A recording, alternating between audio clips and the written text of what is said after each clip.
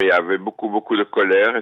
Netanyahou n'a plus de crédit auprès du peuple. C'est-à-dire que maintenant, il a tiré toutes ses balles, si j'ose dire, et personne ne le croit.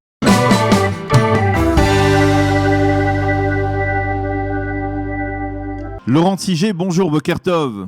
Bonjour Daniel, comment allez-vous? Eh bien, moi ça va, mais nous nous faisons du souci pour les indépendants dont vous faites partie. On se souvient tous de ce fameux poste dans lequel vous avez annoncé la fin de la fermeture de cette boutique de chocolat de luxe que vous aviez créée depuis et maintenue en Israël sur la rue Ibn Gviron pendant de nombreuses années. Pendant 20 ans. Pendant 20 ans, très exactement. Alors, vous étiez hier soir sur la place Rabin parmi ces milliers de manifestants qui clamaient, on va dire, leur détresse. Qu'est-ce que vous avez ressenti? D'abord, pourquoi pour vous, c'était absolument important d'y être? Pour moi, c'était bien entendu essentiel d'y être, mais il y avait beaucoup de colère et ça a d'ailleurs assez mal fini. Il y a eu de nombreuses arrestations par la police. Il y a eu beaucoup de manifestations qui se sont déroulées après la manifestation. C'est ça. Après, il y a eu ça a dégénéré.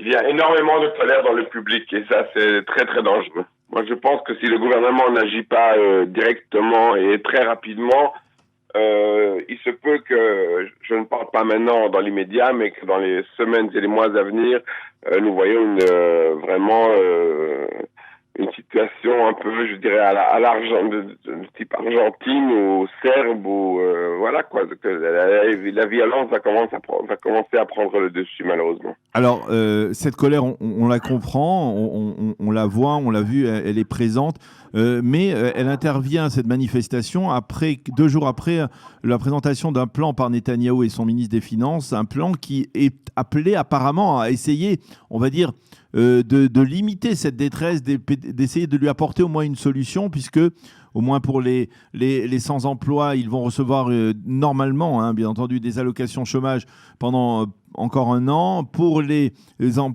indépendants, une aide de 7500 shekels. Qu'est-ce que vous pensez de ce plan de Netanyahou? Netanyahou n'a plus de crédit auprès du peuple. C'est-à-dire que maintenant, il a tiré toutes ses balles, si j'ose dire, et personne ne le croit. On ne le croit plus tant qu'on ne verra pas des choses. Moi-même, je suis une société de type SARL, ce qu'on appelle une Chevra Ba'am en hébreu. Je n'ai toujours rien reçu. Donc, je veux dire, ni pour la deuxième Peima Shnia, ce qu'on appelle la fameuse Peima Shnia, la fameuse Peima Shnia. Vous n'avez rien reçu depuis le début de la crise? Depuis le début de la crise. Nous n'avons rien reçu parce qu'il manque toujours un papier, il manque toujours ça, il faut rajouter ça, il faut faire il faut encore... Il y a beaucoup trop de bureaucratie. Il a pris l'engagement, Netanyahou, il a pris l'engagement que ces sommes arriveraient mercredi dans le compte des indépendants, de ceux qui... Il a aussi pris l'engagement d'annexer une partie de la Cisjordanie le 1er juillet. On a vu comment ça a fini. Donc, je veux dire, il n'y a plus de crédit. Il a dépensé tout son crédit auprès du peuple. Enfin, au moins en partie auprès du peuple qui n'était déjà... pas très croyant envers ses dires, mais maintenant là c'est terminé quoi. Plus personne ne le croit. Personne ne le croit. Tant qu'on ne verra pas l'argent sur le compte, on ne le croira pas. Mais vous savez, c'est quand même extraordinaire, parce qu'Israël est une start-up nation, comme on dit, est capable d'envoyer un satellite dans l'espace, peut-être même d'en faire atterrir un sur la Lune. Mais lorsqu'il faut transférer de l'argent à 500 000 ou 700 000 indépendants, tout d'un coup, le site internet des impôts a de grandes difficultés à le faire. C'est quand même paradoxal, c'est quand même à la limite du ridicule, quoi. Comment vous expliquez cela? C'est une idéologie, tout simplement. C'est une idéologie. Vous pensez que Netanyahou, même en pleine crise, cette crise économique sans précédent, reste un ultra-libéral Bien sûr, il est entouré du professeur Simchon qui, si ça dépendait de lui, on pourrait tous crever. Maintenant, le professeur Simchon, c'est pas un homme politique, donc il sait qu'on peut pas tous crever, mais si ça dépendait de lui, du point de vue de son idéologie, on pourrait tous crever. Vous savez, Israël est un pays très riche. Mais pourtant, même Netanyahou, dans son approche, on va dire, comme je le disais, ultra-libérale, il veut provoquer il conçoit que pour lui, le plus important, c'est la croissance, le retour de la croissance, de la consommation. Et il le sait, il sait que sans consommation, cette économie ne reprendra pas, ne redémarrera pas. Alors pourquoi finalement... Il le sait en théorie, mais il est tellement détaché de la réalité. Vous avez vu tout ce qui s'est passé en 2 semaines entre Miri Regev, qui a inauguré une nouvelle autoroute, une nouvelle bretelle d'autoroute, en ne respectant pas les gestes barrières, en dépensant 100 000 shekels pour du sushi. Enfin, ils sont complètement, ils ne sont plus en réalité ils ne sont plus en phase avec la réalité. Vous avez bien vu qu'il a demandé son million de shekels rétroactifs pour ses réductions d'impôts. Je veux dire, même, je ne rentre même pas dans le vif du sujet, savoir s'il avait raison ou pas raison. Mais vu la situation économique, croyez-vous que c'était vraiment le moment d'un point de vue politique de demander 1 million de shekels rétroactifs sur 10 ans de dépenses auxquelles il aurait droit. Je ne dis même pas s'il n'a pas droit ou pas droit, mais même d'un point de vue politique, c'est complètement fou, quoi. C'est le gouvernement le plus important depuis la création de l'État d'Israël. 36 ministres et vice-ministres. On se souvient de ce qu'a dit Tzachi Hanegbi, qu'il n'y a pas de gens qui ont faim en Israël. C'est Kharta. Kharta, c'est de l'arabe pour dire c'est de la merde, quoi. C'est de la connerie, c'est n'importe quoi. Bien, les gens, quand ils entendent ça, quand ils voient que les gens qui nous dirigent sont complètement coupés d'arrêter, qui donnent des instructions et qu'ils font l'inverse de ce qu'ils disent, Monsieur Yuli Edelstein qui fait une soirée pour sa femme le jour où il donne des instructions de restriction tout est comme ça. Avant de revenir, Laurent, sur aussi les restrictions, les distanciations sociales, une question. Vous qui étiez hier sur la place Rabin, est-ce qu'il y avait surtout des opposants, on va dire traditionnels, près de Binyamin Netanyahou? Vous ne faites pas partie du camp de la droite israélienne qui soutient presque inconditionnellement Binyamin Netanyahou, mais est-ce qu'il y avait des gens du Likoud hier parmi les manifestants, des gens... C'est difficile de définir ce que c'est quelqu'un du Likoud, c'est pas marqué sur son front. Oui. Je ne sais pas, il y avait des gens... Est-ce que vous avez le sentiment, vous, quand vous êtes avec des amis, que cette protestation, elle dépasse le cadre politique et qu'elle s'étend... Je ne crois pas. La vérité, pour être honnête, je n'y crois pas, non.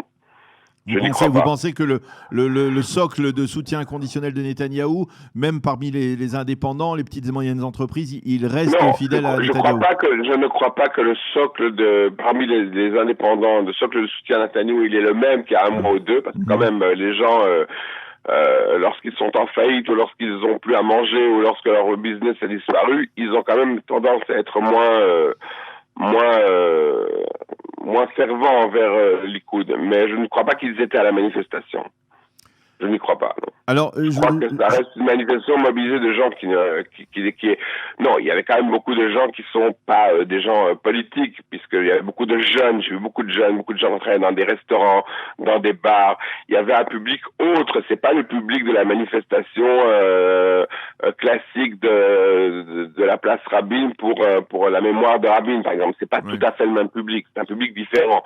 C'est un public il y avait des indépendants, mais est-ce que ces indépendants sont vraiment classés à droite de l'échiquier politique? Je ne sais pas. Et je veux dire, ça n'a pas tellement d'importance.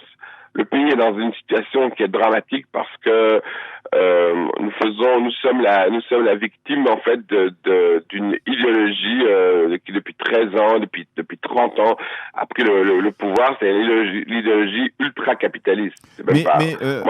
On peut le comprendre. On peut comprendre qu'effectivement, par rapport à ce qui a été fait jusqu'à présent, vous pointiez un doigt accusateur en direction de Netanyahou, mais malgré tout, l'État d'Israël, le gouvernement israélien se trouve dans une situation sans précédent. Le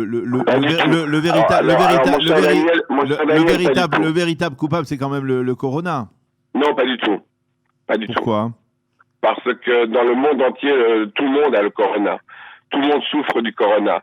Mais la façon dont la crise est gérée, c'est ce qui dérange. Ce n'est pas que vous fermiez tel ou tel business.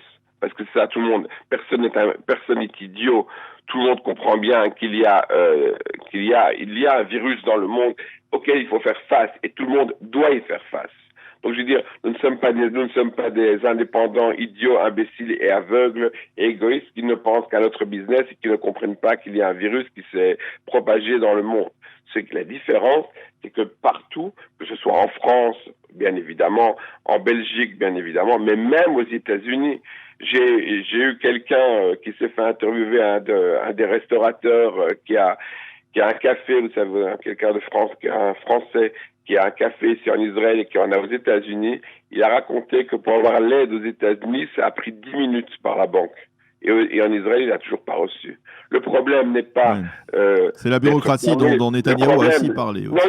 Non, la bureaucratie... Écoutez, il est là, il ne vient pas d'arriver, il n'est pas membre de l'ONU. Hein, ça fait 13 ans qu'il est là. 13 ans. S'il avait voulu faire une réforme de la bureaucratie, il aurait pu la faire depuis très longtemps. Lorsque la bureaucratie doit transférer de l'argent pour certains secteurs, elle n'a jamais de problème à transférer à certains secteurs. Lorsque la bureaucratie a dû lui trouver son million de shekels il y a une semaine et réunir la Knesset pour lui trouver son million de shekels, il n'y a pas eu de problème non plus. Donc je veux dire, il faut arrêter de se foutre, je m'excuse de parler un peu vulgairement le matin, mais il faut arrêter de se foutre de notre gueule, quoi. Je veux dire, quand on est capable d'envoyer des satellites, on est capable de satellites dans l'espace, on est capable d'envoyer de l'argent aux indépendants par l'intermédiaire du site des impôts. De toute façon, ce qu'il aurait fallu faire, c'est simplement prendre le chiffre d'affaires des indépendants, dire voilà, ok, vous êtes une petite structure, vous avez fait 1 million et demi de shekels, voilà 25 000 euros, 20 000 euros tout de suite. À la fin de l'année, vous faites votre bilan, on s'arrangera à ce moment-là. C'est ce qu'a fait l'Allemagne. Ce n'est pas compliqué. Il y a une idéologie qui est ultra. Il faut entendre le professeur Simron, qui est le conseiller politique le plus proche de monsieur Netanyahou. Il est déjà allé sur des plateaux, il s'est presque pris des baffes. Parce que les gens se rendent compte que c'est une idéologie qui est très, très, très capitaliste. Alors, on parle aussi de faire venir les Olim, c'est son studio Qualita. Il parle de faire venir 100 000 Olim dans les 3 années à venir, grâce, entre guillemets, au Corona et à la gestion exemplaire d'Israël du Corona.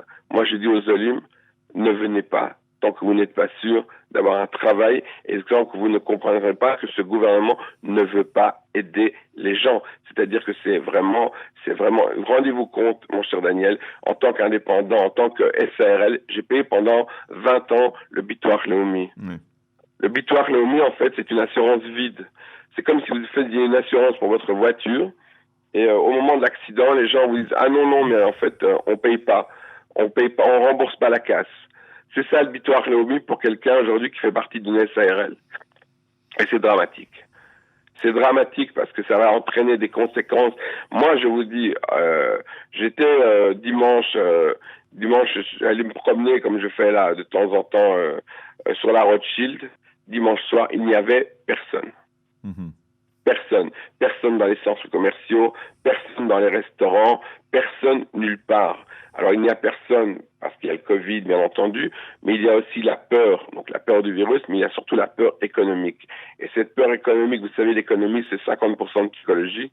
Si les gens ne sortent pas de chez eux, ne consomment pas et n'ont pas envie de dépenser le peu d'argent qui leur reste, on va droit à la catastrophe. Alors, je voudrais vous poser une question, puisque vous parliez tout à l'heure des distanciations sociales, de Miri Regev, du non-respect des distanciations sociales. Hier soir, celui qui a vu la foule participer à cette manifestation a pu constater qu'il n'y avait pas véritablement de distanciation sociale.